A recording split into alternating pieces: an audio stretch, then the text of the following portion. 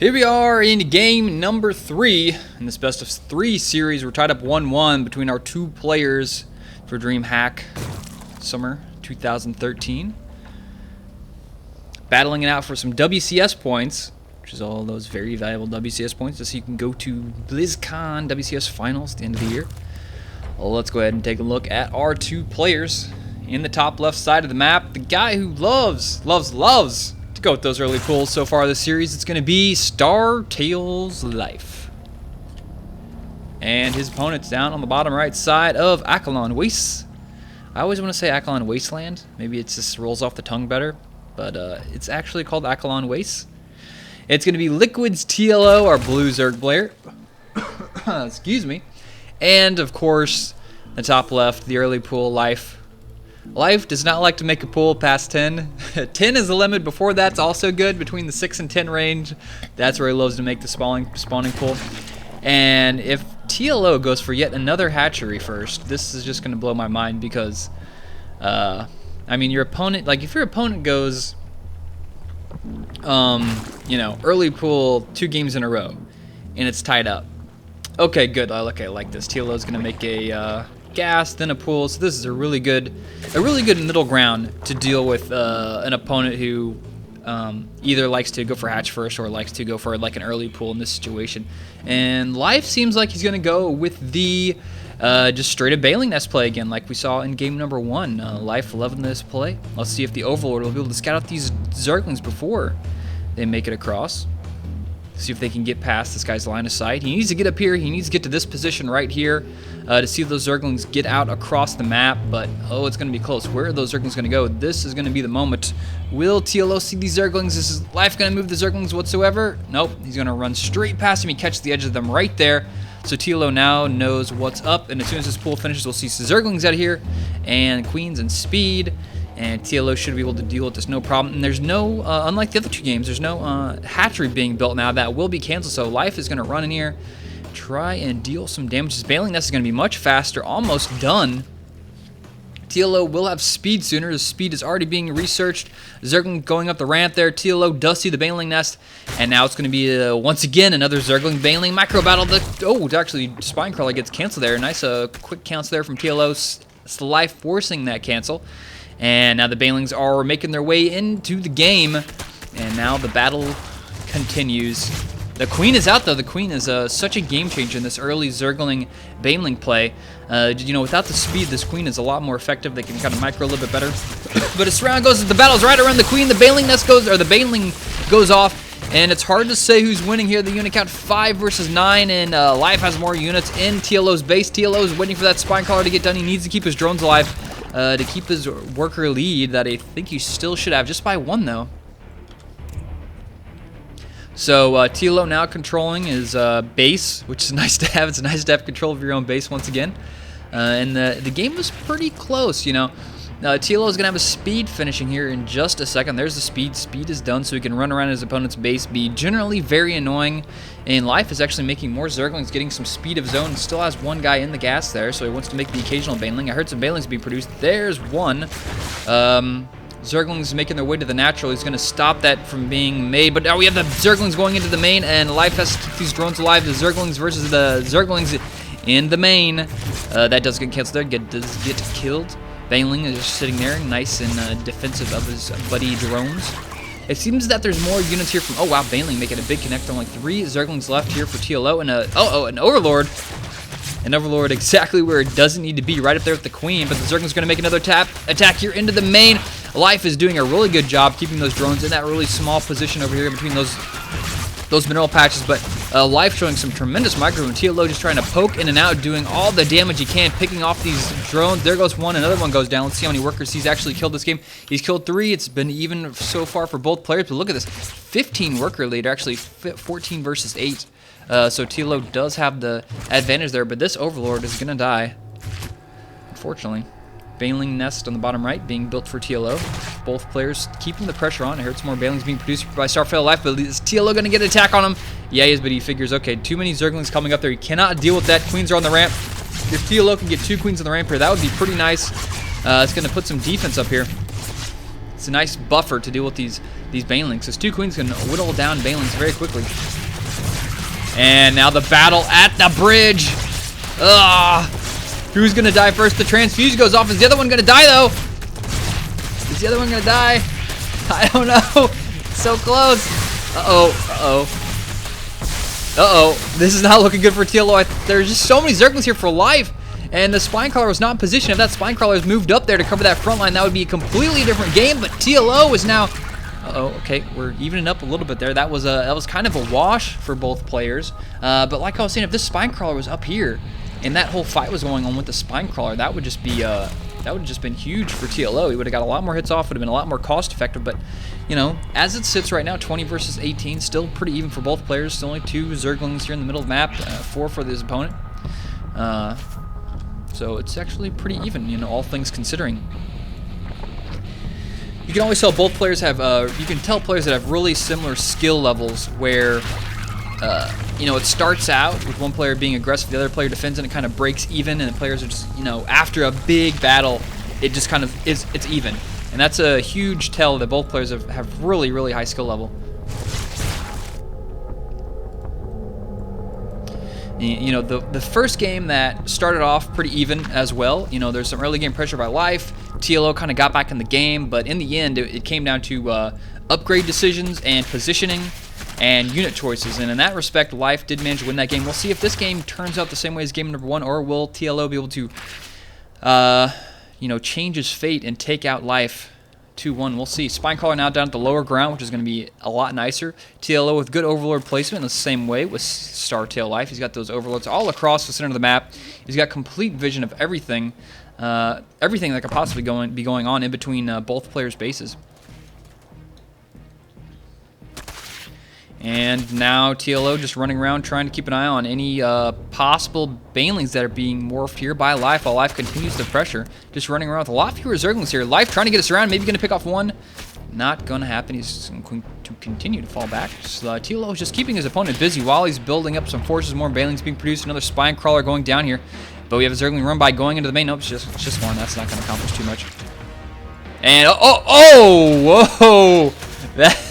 Life is quick on the draw. Wow, I only took out 2 there. Oh wow, that was so close. Those are game-changing banelings right there. And TLO is not getting any connects that he's looking for there. Life super close, running on the razor's edge there, you could say, away from those banelings. And now we've got TLO just running over the map, maybe checking out for hidden expansions, or maybe just doing some, maybe taking some pathing that's outside of the Overlord's vision. Maybe you know, check out this third base. Is that where he's heading to? Not sure where these guys are heading to. Maybe down here. We're just running in. Even splitting up the Zerglings, don't want to get taken out by a single baneling. And there, he's just going to do some scouting. Keep an eye on, okay, he's got this many drones here. Going to the main. What's his tech look like? Still hasn't got hatchery tech. He still has a baneling nest, so he's well aware of everything his opponent can do. You know, scouting is a lot about, you know, what are my opponent's possibilities? What things can he do based on the tech that I've seen and the income that I know he has? And wow, there's a lot of banelings moving out across the map here for TLO. He's got 6 of them heading out here, but they are scouted out really early by Life, and one of those already goes down. Let's check out the defense that we got in position for StarTail Life. He's got 1 Spinecrawler of his own. He's got plenty of banelings, and now we've got once again another baneling Zergling battle about to go down here. Whoa, nice one taking out 4 there. That worked out pretty well. That one not so hot, but here we go. Queens of the Ramp Zerglings with some nice spreads. This is just... Okay, that was actually shut down pretty well there by StarTail Life. Now we have more banelings just slowly poking in here. And the Queens don't go down. He should have enough for a transfuse here in just a second. And Life just was such an immaculate defense here. Just completely shuts that down. Let's look at the resources lost. Just look at the resources lost tab. You know, in a mirror match, this is huge. These are huge numbers to be off by 1,000 more resources lost here from TLO than from StarTail Life. So StarTail Life being super cost effective in this situation. TLO is going to give another crack at it. He's going back up the ramp. Here we go. But Roach is already out, and Roaches are great for soaking up baneling hits. We have to just see, you know, TLO has to make some economic damage with these banelings, but it's not going to happen. StarTail Life keeps all his drones alive, and the drone Hope is still alive, but he's actually down in drones, 35 versus 41. So we got the Roaches coming out here. Uh-oh, another misrallied Overlord for TLO. TLO needs to watch those rally points on those Overlords. He's got the upgrades coming once again, going for those melee upgrades, while we're probably going to see Life go for the range attack upgrades, as is. He's already got his roaches out. He's going to work on taking down the rocks, which is going to give him an easy to defend third base up here. Also throw down these rocks. You know, if you don't knock these rocks down, you know, if you attack these rocks, they fall over in a rock tower. If you don't attack these rocks and knock this down, this is a harder base to defend than this base is down here. But a little bit of scouting party here for Life. Going to go check out. Actually going to do a little bit of damage. Maybe he actually killed it. One drone maybe died over there. And Zerglings are going to get in the main and scout out the timing of the hatchery. See the hatchery, see the roach one on top of it, and even going to get a drone and a second one to boot. And a third one. Wow, nice job there from Life. Not only doing some nice scouting, but doing a little bit of worker damage. TLO working on the rocks to take this out. He's already worked on his third base down here. And we have Life taking the third base, which I actually prefer this as the third base in ZvZ. I think this is a stronger third base to defend with. Over here, you know, you have to worry about that. You have to have these rocks here, and you can't defend this position. Like, where you put your army at to defend this position and this position over here, you have to put it like right here, and you can just get flanked from every single position. Whereas if your base is over here, you can just kind of leave your army right here in this area, and it's much easier to defend. So I think Life has a superior third base placement in this situation. Oh, whoa! But look at that TLO with the +1 armor upgrades. That Bailing did not take out those Zerglings. Life thought that was going to be a much easier victory than he thought, but no. That +1 armor upgrades makes the world of a difference in ZvZ, especially when those Bailings show up. But this will get taken out, even though, you know, TLO coming in with a lot more workers killed. He had 8 killed, I think, and now he's up to 14. So you guys do the math. 6 more extra workers killed in that attack, but more Zerglings heading out across the map. TLO hasn't yet started cooking. So there's the Spire. Spire is out. The transition here for Life will probably be Infestors if he follows the same strategy he went with game number 1. And this is something we didn't really see out of TLO game 1. He never really applied that much Zergling pressure against his opponent. He tried to, I mean, he kind of did. He went for that Bailing bust that took out that Roach Warren, or sorry, took out those double Evo chambers.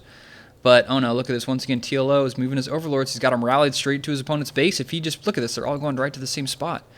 He could lose like 5 Overlords right here if if Life just pulls down like 2 Queens. He could drop these guys so quick. Now, okay, TLO notices it and figures, okay, it's a bad idea. Pulls those guys back. But speaking of, the Spire gets scouted out by Life. Life now knows what's up, but it may be too late. The Mute is already out flying across the map where the Spore Crawler's at, quickly being built. One over here. The second one is being built, yep, right there at the third. And another reason that the third base is better over here is it's just harder for Mutas to attack the third base. It's just harder to attack this army as a whole. Or sorry, the base as a whole if your third base is down here in the middle left instead of this one here in the top right. But we have a counterattack going here. Look at this TLO with a huge amount of Zerglings. He's easily going to be able to shred this third base. And now Roach is knowing that he has to do some damage because the Mutas are out. He can't just let those Mutas run in his base or run around. He has to do something with these Roaches. He's going to try and trade Roaches for some drone kills, but at the same time, TLO killing so many workers here. The third base is completely getting eviscerated by TLO. But look at this. Life, will he manage to take out TLO's third base? He's always got some workers in the main that do get a little bit of damage to them, but where's he going to? Is he running away? Yeah, he's going to fall back. The third base goes down. Oh my god, I can't believe how well this worked out for Life. TLO had all the cards in his hands, and let's check the worker count. Okay, killed 28, so wow, a lot more workers being killed here. 52 versus 40, so Life's still down in the worker count, but as far as like, okay, he's going to be able to take this third base out. I thought this was going to be a lot worse than that. But Fungal doesn't manage to land a Fungal there, but he's got more Infestors there in the main. Is this going to be too much for Life to hold? He's got a lot of Infestors, but not much of anything else. A couple of Roaches there just slowing down these Mutalisks and Zerglings before they break in here. StarTale Life now forced to pull a couple of drones as defense, but then Infestor gets a Fungal off there. Not going to manage to take that out yet, but a lot of more Zerglings going to work on taking out the Queen in the main, and the Infestor goes down, and this is looking so great for TLO. He just needs to keep these Mutos alive, keep on the Zergling pressure, and this is actually looking like StarTale Life is going to fall versus TLO in a ZvZ best of 3 series here. So many Zerglings, the stream on the map is all blue, coming this way, trying to take out the Spore Crawler with all the Zerglings. Another Spore Crawler there in the back, another Queen there as well.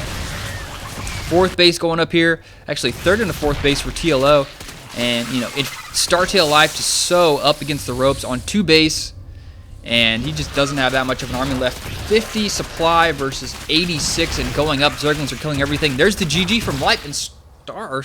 There goes the GG from StarTale Life, and TLO is going to be our victor today, taking out StarTale Life 2-1 in a really close back and forth ZvZ series. I mean, every game was like pressure, counter pressure, back and forth, and TLO definitely, wised up along as the series continued, and we saw the 2 early pulls. This game, he made a smart decision, playing the safe build. That stopped him from having an early game disadvantage, and after that, it was just Zergling Veiling wars back and forth. But eventually, StarTale Life didn't have enough AA. He went with the Roach counterattack, but that was kind of just a desperate move in his part because the mutas were there. He wasn't really expecting that. And TLO, which is the mass amount of Zerglings, the upgrades were working for him this time. He had those melee upgrades, and those were working out great for him. And the mutas came in there, and just great game here from TLO. So I hope you guys enjoyed this best of 3 series from Dreamhack Summer 2013. If you liked it, give me a thumbs up. Leave any comments in the comments section. Thank you guys for watching, and I'll see you later.